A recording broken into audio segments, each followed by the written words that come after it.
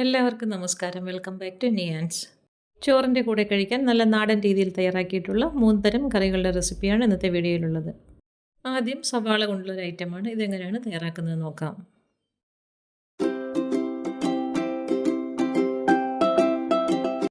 ഇത് തയ്യാറാക്കുന്നതിന് വേണ്ടി ഒരു വലിയ സവാള തൊലി കളഞ്ഞ് കഴുകി വൃത്തിയാക്കി എടുത്തിട്ടുണ്ട്. ഇനി ഇത് ഇതേപോലെ ഒന്ന് രണ്ടായിട്ട് മുറിച്ചെടുക്കാം.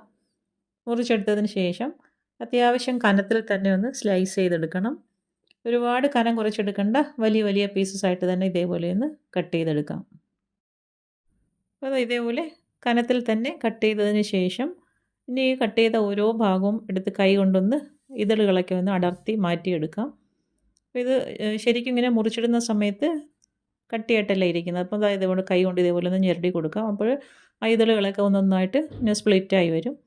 ആ ഒരു രീതിയിൽ കൈ കൊണ്ടെല്ലാം ഇതേപോലെ ഒന്ന് തയ്യാറാക്കിയെടുക്കാം.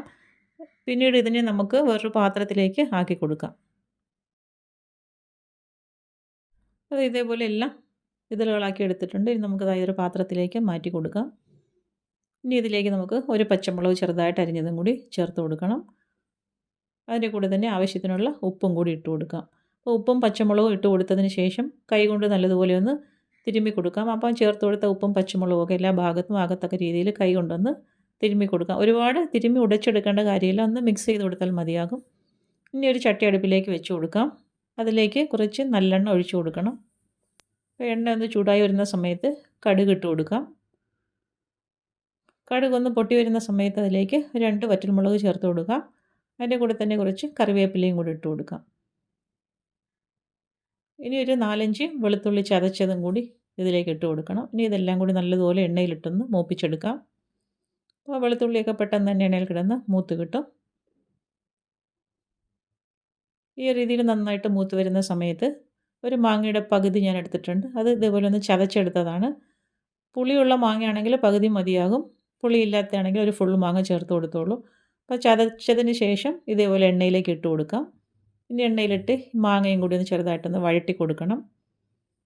ഞാൻ എടുത്ത മാങ്ങയ്ക്ക് പുളിയില്ലായിരുന്നു, അതുകൊണ്ട് നിങ്ങൾ ചേർത്ത് കൊടുക്കുമ്പോൾ ഒരു മാങ്ങ ചേർത്ത് കൊടുത്തോളൂ. അപ്പോൾ മാങ്ങ ഒന്ന് വഴറ്റിയതിന് ശേഷം അതിലേക്ക് 1 ടേബിൾ സ്പൂൺ മുളക് പൊടി ചേർത്ത് കൊടുക്കാം. മുളക് പൊടി ഇട്ട് കൊടുക്കുമ്പോൾ ഫ്ലെയിം നന്നായിട്ട് സിമ്മിലാക്കി കൊടുക്കണം. ഇനി നല്ലതുപോലെ ഒന്ന് ഇളക്കി കൊടുക്കാം. മുളക് പൊടിയുടെ പച്ചക്കുത്തൊക്കെ ഒന്ന് മാറുന്നവരെ ഒന്ന് മൂപ്പിച്ചെടുക്കണം. ഇനി ഇതിലേക്ക് ചേർത്ത് കൊടുക്കേണ്ടത് കായപ്പൊടിയാണ്. 1 ടീസ്പൂണോളം കായപ്പൊടിയും കൂടി ചേർത്ത് കൊടുക്കാം. അതും ചേർത്ത് കൊടുത്തതിന് ശേഷം വീണ്ടും നല്ലതുപോലെ ഒന്ന് മിക്സ് ചെയ്ത് കൊടുക്കാം. ഇനി നന്നായിട്ട് അതും ഒന്ന് മൂപ്പിച്ചതിന് ശേഷം നമുക്ക് ഫ്ലെയിം ഓഫ് ചെയ്ത് കൊടുക്കാം.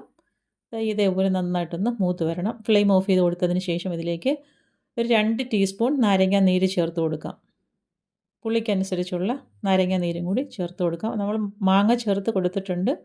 ഇതിൻ്റെ കൂടെ തന്നെ നാരങ്ങ നീരും കൂടി ചേർത്ത് കൊടുക്കാം. ഇനി ഇത് അടുപ്പിൽ നിന്ന് മാറ്റിയതിന് ശേഷം തയ്യാറാക്കി വെച്ചിരിക്കുന്ന സവാളയും പച്ചമുളകും കൂടി ചട്ടിയിലേക്ക് ഇട്ട് കൊടുക്കാം. ഇട്ട് കൊടുത്തതിന് ശേഷം നന്നായിട്ടൊന്ന് മിക്സ് ചെയ്ത് കൊടുക്കണം. അപ്പോൾ ചേർത്ത് കൊടുത്ത മുളക് പൊടിയൊക്കെ നന്നായിട്ട് എല്ലാ ഭാഗത്തും പിടിക്കത്തക്ക രീതിയിൽ നല്ലതുപോലെ ഒന്ന് ഇളക്കി കൊടുക്കാം. ഇതേപോലെ നന്നായിട്ട് ഇളക്കി കൊടുക്കുന്ന സമയത്ത് ഉപ്പും പുളിയൊക്കെ നോക്കണം. എന്തെങ്കിലും കുറവുണ്ടെന്നുണ്ടെങ്കിൽ പുളി കുറവുണ്ടെന്നുണ്ടെങ്കിൽ നാരങ്ങാ നീരോ ഉപ്പൊക്കെ ചേർത്ത് കൊടുക്കാം. നല്ല അടിപൊളി ടേസ്റ്റാണ്. ചോറിൻ്റെ കൂടെ കഴിക്കാൻ വേറെ ഒരു കറികളുടെ ആവശ്യമില്ല. ഈ ഒരു രീതിയിൽ സവാളയും പച്ചമാങ്ങയും കൊണ്ട് തയ്യാറാക്കി നോക്കൂ. നല്ല സൂപ്പർ ടേസ്റ്റാണ്.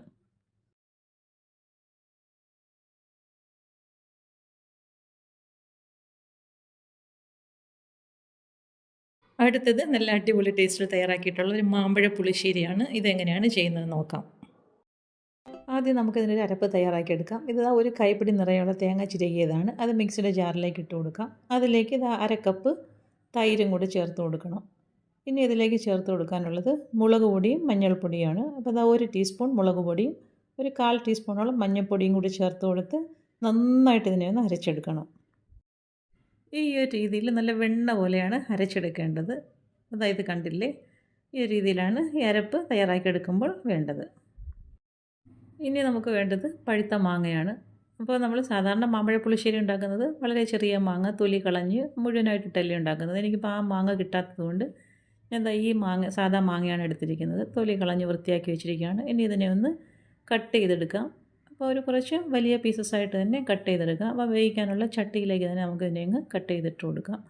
നിങ്ങൾക്ക് ചെറിയ മാങ്ങ കിട്ടുന്നെങ്കിൽ അതായിരിക്കും നല്ലത്. കുറച്ച് വലിയ പീസസായിട്ട് കട്ട് ചെയ്തിട്ട് കൊടുക്കാം. അപ്പോൾ ഒരുപാട് പഴുക്കാത്ത മാങ്ങയാണെന്നുണ്ടെങ്കിൽ നമുക്ക് പീസസൊക്കെ കിട്ടും. ഇതിപ്പോൾ നന്നായിട്ട് പഴുത്ത മാങ്ങയായിരുന്നു, കുറച്ചങ്ങ് ഉടഞ്ഞ് ചേർന്നിട്ടുണ്ടായിരുന്നു. അപ്പം ഈ ഒരു രീതിയിൽ ആ 2 മാങ്ങ നമുക്ക് കട്ട് ചെയ്ത് ചട്ടിയിലേക്കാക്കി കൊടുക്കാം. ഈ ഒരു പുളിശ്ശേരി വയ്ക്കാൻ നന്നായിട്ട് മധുരമുള്ള മാങ്ങ തന്നെ എടുത്തോളൂ. അപ്പം ഞാൻ മാങ്ങ കൊട്ടയിൽ നിന്ന് ഫുള്ളായിട്ടങ്ങ് ചീകി മാറ്റിയിട്ടില്ല, കുറേശ്ശെ അതിൽ വെച്ചിട്ടുണ്ട്. അപ്പോൾ അതും കൂടെ ഈ കറിയിലേക്ക് ചേർത്ത് കൊടുക്കുകയാണ്.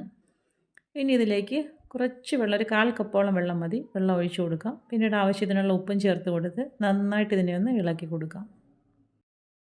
ഉപ്പ് ഇട്ട് കൊടുത്ത് നന്നായിട്ട് ഇതേപോലെ ഇളക്കി കൊടുത്തതിന് ശേഷം മൂടി വെച്ച് അടുപ്പിലേക്ക് വെച്ച് കൊടുത്ത് ഒന്ന് തിളപ്പിച്ചെടുക്കാം. ഇപ്പം വെച്ച് കൊടുത്തതിന് ശേഷം നന്നായിട്ടൊന്ന് തിളച്ച് വന്നിട്ടുണ്ട്. അപ്പം മാങ്ങ ഏകദേശം വെന്ത് വന്നിട്ടുണ്ട്. ഈ ഒരു സമയമാകുമ്പോഴേക്കും ഇനി ഇതിലേക്ക് ചേർത്ത് കൊടുക്കേണ്ടത് ശർക്കര പാനിയാണ്. ഒരു 1/4 കപ്പോളം ശർക്കര പാനി ഇതിലേക്ക് ചേർത്ത് കൊടുക്കാം. ഇനി ഈ ശർക്കര പാനിയും മാങ്ങയും കൂടി കിടന്ന് നന്നായിട്ടൊന്ന് വരണ്ട് വരണം. ആ ശർക്കര പാനി മാങ്ങയിലേക്കൊക്കെ പിടിച്ച് അതെല്ലാം നന്നായിട്ടൊന്ന് വറ്റി വരണം.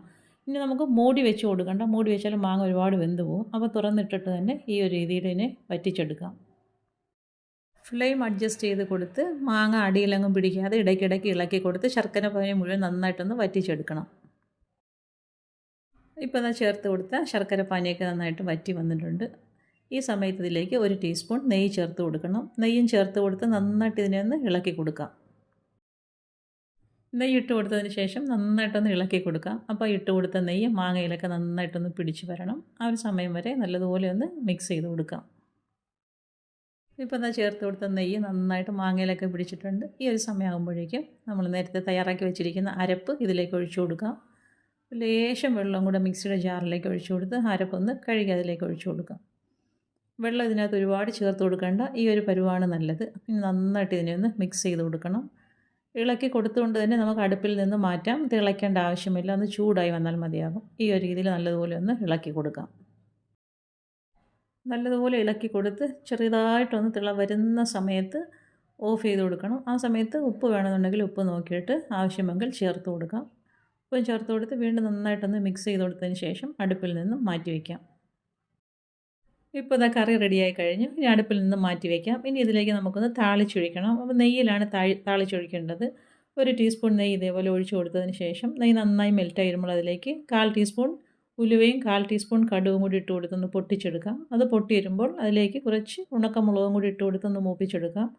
അത് മൂത്ത് വരുമ്പോൾ ഇനി ഇതിലേക്ക് കുറച്ച് കറിവേപ്പിലയും കൂടെ ചേർത്ത് കൊടുത്ത് നന്നായിട്ട് മൂപ്പിച്ചെടുക്കാം. അപ്പോൾ പ്രത്യേകം ശ്രദ്ധിക്കേണ്ടത് ഇതിൽ നെയ്യിൽ തന്നെ താളിച്ചെടുക്കണം. അപ്പോൾ എന്താ ഇതേപോലെ മൂത്ത് വരുമ്പോൾ കറിയിലേക്ക് ഒഴിച്ചു കൊടുക്കാം. താളിച്ചത് കറിയിലേക്ക് ഒഴിച്ചു കൊടുത്തതിന് ശേഷം 2 മിനിറ്റ് ഒന്ന് മൂടി വെച്ചേക്കാം. നന്നായിട്ട് ആ മണമൊക്കെ അതിലൊന്ന് പിടിച്ചു കിട്ടട്ടെ. ഇതാ തുറന്നിട്ട് നല്ലതുപോലെ ഒന്ന് ഇളക്കി കൊടുക്കാം. ഈ ഒരു രീതിയിൽ നെയ്യിലും കൂടെ താളിച്ചൊഴിക്കുമ്പോൾ കറിക്ക് നല്ല മണവും ടേസ്റ്റുമാണ്. ഇതുപോലെ നന്നായി ഇളക്കി കൊടുത്തതിന് ശേഷം നമുക്ക് അടുപ്പിൽ നിന്ന് മാറ്റി കൊടുക്കാം. അത് നന്നായിട്ടൊരു കുറുകിയ പരുവാണ് ഈ ഒരു പുളിശ്ശേരിക്ക് വേണ്ടത്. കാണുമ്പോൾ തന്നെ അറിയാമല്ലോ എത്രത്തോളം ടേസ്റ്റി ആയിരിക്കും എന്നുള്ളത്. ഇനി അടുപ്പിൽ നിന്ന് മാറ്റി കൊടുക്കാം.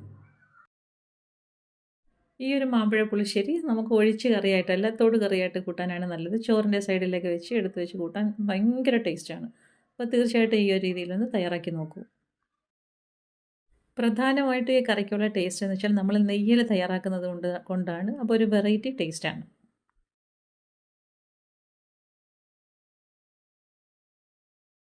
അടുത്തത് പച്ചത്തക്കാളി ഇട്ട് ഒഴിച്ച് കറിയാണ്. ഇതെങ്ങനെയാണ് തയ്യാറാക്കുന്നത് നോക്കാം.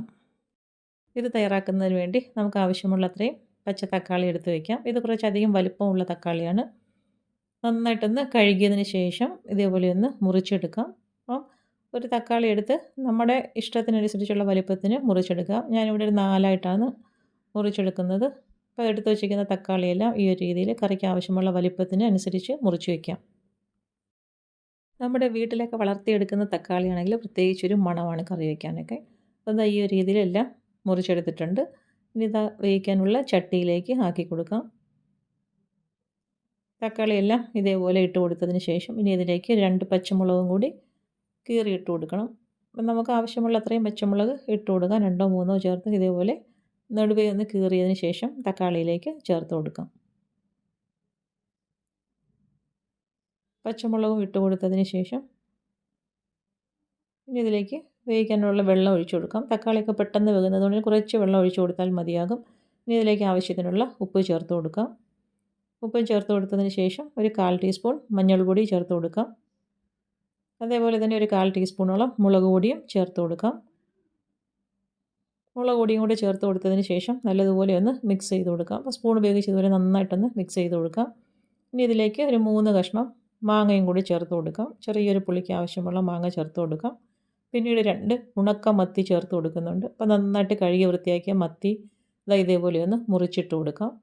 അപ്പോൾ ഈ ഉണക്ക മത്തിയുടെയും കൂടെ ടേസ്റ്റ് ആകുമ്പോൾ കറിക്ക് നല്ല രുചിയാണ്.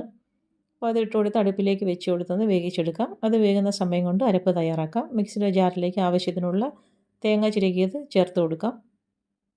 പിന്നീട് അതിലേക്ക് അരയ്ക്കാൻ ആവശ്യമുള്ള വെള്ളവും കൂടി ഒഴിച്ചു കൊടുക്കാം.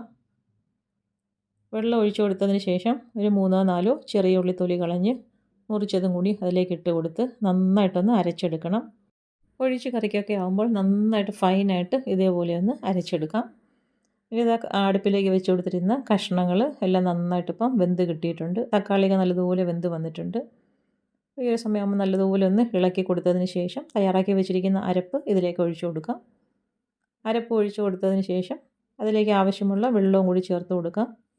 വെള്ളം ചേർത്ത് കൊടുത്ത് ആദ്യം കുറച്ച് വെള്ളം ഒഴിച്ചു കൊടുക്കാം. ഇനി മിക്സ് ചെയ്ത് കൊടുത്തതിന് ശേഷം ആവശ്യമുണ്ടെന്നുണ്ടെങ്കിൽ വീണ്ടും ഒഴിച്ചു കൊടുക്കാം. നല്ലതുപോലെ ഒന്ന് ഇളക്കി കൊടുക്കാം. അപ്പോൾ ഇതിലേക്ക് കുറച്ച് വെള്ളത്തിൻ്റെയും കൂടെ ആവശ്യമുണ്ട്. അപ്പോൾ രണ്ടാമത് കുറച്ച് വെള്ളവും കൂടി ഇതിലേക്ക് ഞാൻ ഒഴിച്ചു കൊടുക്കുന്നുണ്ട്. അപ്പോൾ വെള്ളം ഒഴിച്ചു കൊടുത്തതിന് ശേഷം നല്ലതുപോലെ ഒന്ന് ഇളക്കി കൊടുക്കാം.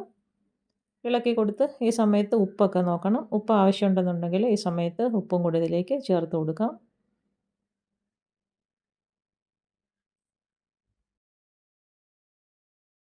ഉപ്പും ചേർത്ത് കൊടുത്തതിന് ശേഷം വീണ്ടും നന്നായിട്ടൊന്ന് ഇളക്കി കൊടുക്കാം. ഈ ഒരു രീതിയിൽ നല്ലതുപോലെ ഇളക്കിയതിന് ശേഷം കറി ഒന്ന് ചൂടാക്കി എടുത്താൽ മതിയാകും. തിളച്ച് വരരുത്.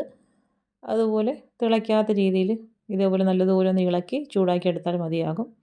ഇനി ഇത് ഫ്ലെയിം ഓഫ് ചെയ്ത് അടുപ്പിൽ നിന്ന് മാറ്റി കൊടുക്കാം. ഇനി ഇതിലേക്കൊന്ന് താളിച്ചൊഴിക്കണം. അപ്പോൾ ചുവന്നുള്ളിയും കടുകും വറ്റൽമുളകും കറിവേപ്പിലയും എല്ലാം വെളിച്ചെണ്ണയിലിട്ട് കൊടുത്ത് നന്നായിട്ടൊന്ന് മൂപ്പിച്ച് ഇതിലേക്ക് ഒഴിച്ചു കൊടുക്കാം.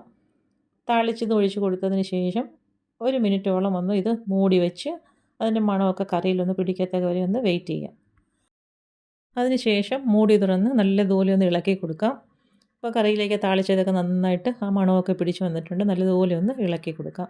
ഇനി അടുപ്പിൽ നിന്ന് മാറ്റാം. അത് നല്ല സൂപ്പർ ടേസ്റ്റാണ്. ഈ പച്ചത്തക്കാളി ഉണക്കമീൻ കറി ഇങ്ങനെയൊന്ന് തയ്യാറാക്കി നോക്കൂ. അപ്പോൾ ഇന്നത്തെ വീഡിയോ ഇത്രയേ ഉള്ളൂ. ഇഷ്ടമായ ലൈക്ക് ചെയ്ത് സബ്സ്ക്രൈബ് ചെയ്ത് സപ്പോർട്ട് ചെയ്തേക്കൂ. എന്തെങ്കിലുമൊക്കെ അഭിപ്രായങ്ങളുണ്ടെങ്കിൽ കമൻറ്റ് ചെയ്യൂ. വീണ്ടും അടുത്ത വീഡിയോയിൽ കാണുന്നത് വരെ bye from Niyans. Thanks for watching.